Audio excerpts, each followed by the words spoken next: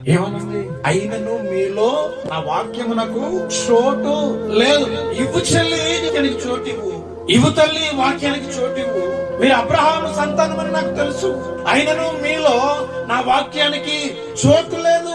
ఇంకా అబ్రహాము సంతానం అని చెప్పుకోవటం దేనికి? క్రైస్తవులని చెప్పుకోవటం దేనికి? వాక్యము లేకుండా వాక్యం ఉందని చెప్పుకోవడం దేనికి? చేయకుండా వాక్యం ఉందని చెప్పుకోవడం దేనికి?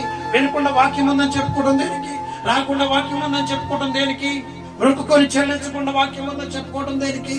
అయినను మీలో నా వాక్యమునకు చోటు లేదు కనుక ఇప్పుడు మనము తగ్గించుకొని ఆయన వాక్యానికి చోటు, అర్థమైందమ్మా? మనము యోహానులాగా తగ్గించుకొని ఆయన వాక్యానికి చోటు ఇవ్వాలి. ఎందుకు వాక్యానికి చోటు ఇవ్వాలంటే వాక్యమే దేవుడై, ఈ వాక్యమే దేవుని ఆది అందే వాక్యం ఉంది, వాక్యమే దేవుడై ఉన్నాడు, వాక్యమే దేవుని యొక్క. ఇక్కడే చూశాను నేను, చాలా పర్ఫెక్ట్ టైం కి ముందు పెట్టాను.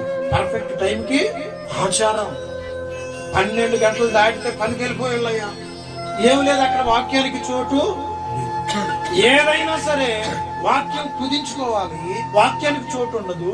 మిగిలిన అన్ని మెయిన్ పార్ట్ అయిపోయి, ప్రయాణం మెయిన్ ఇంపార్టెంట్ అయిపోతుంది, ఫంక్షన్ మెయిన్ ఇంపార్టెంట్ అయిపోద్ది, ప్రతిదీ మెయిన్ ఇంపార్టెంట్ అయిపోయింది. అసలు దేనికి చోటు లేదు ఇప్పుడు మనకి? వాక్యానికి చోటు లేదు, వాక్యమే లేదు కాబట్టి మిగిలిన అన్ని వాక్యం. మీలో ఎట్లాంటిది కావాలని కోరుకుంటున్నాను తెలుసా? ఆదివారం ప్లీజ్ డోంట్ డిస్టర్బ్. మీరు అనాలి ఆదివారం డోంట్ డిస్టర్బ్ మీ అని చెప్పి. మిగిలిన వారాలన్నీ ఎత్తున్నారుగా, అపవాదితో చెప్పాలి. ఆదివారం